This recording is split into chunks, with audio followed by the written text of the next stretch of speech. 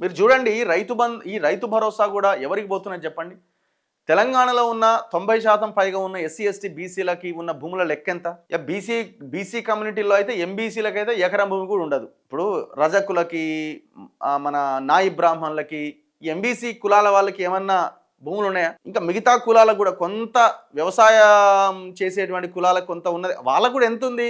10 ఎకరాల పైన ఉన్న బీసీ రైతులు ఎంతమందో చెప్పండి. 5 ఎకరాలకు పైన ఉన్న బీసీ రైతులు ఎంతమందో చెప్పండి. ఇదంతా 1 ఎకరం 2 ఎకరాలు 3 ఎకరాల ముచ్చటే ఇదంతా. సో పద్మశాలీలకైతే అసలు వాళ్ళకి ఎంత భూమి ఉంది ఆ కమ్యూనిటీలో అంటే నాకు తెలిసి ఒక 10% కూడా ఉండదేమో. మరి భూములన్నీ ఎవరికి ఉన్నాయి? రైతు భరోసా ఎవరికి వెళ్తున్నది? 100 ఎకరాలకు ఉన్న వాళ్ళకి ఒకవైపు వెళ్తున్నది, ఆర్థికంగా బలంగా ఉన్న వాళ్ళకి కూడా ఈ రైతు భరోసా పోతున్నది. ఒక రకంగా ఈ 9,000 కోట్ల రూపాయల్లో చాలా వరకు దుర్వినియోగం అవుతున్నది.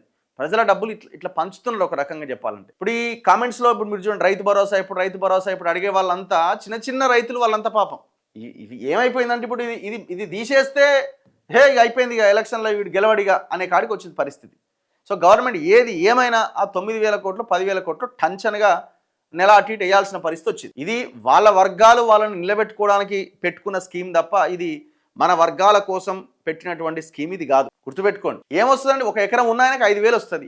దానివల్ల అయ్యేది ఏంది? ఆ ఎకరం 2 ఎకరాలు ఉన్న రైతుకు పండించిన పంటకు మద్దతు ధర ఇచ్చి, నష్టపోతే బీమా పథకం పెట్టి, ఒకవేళ నష్టపోతే పంటల బీమా పథకాన్ని పెట్టి, ఎరువులను కానీ ఇంకోటి కానీ సబ్సిడీ కింద పనిముట్లను కానీ అందించి, అవసరమైతే 500 కాదు 1000 రూపాయల బోనస్ ఇచ్చి ఆ రైతును ఆదుకుంటే అద్భుతంగా రైతు నిలబడగలుగుతాడు. ఆ ప్రయత్నం మనం చెయ్యం.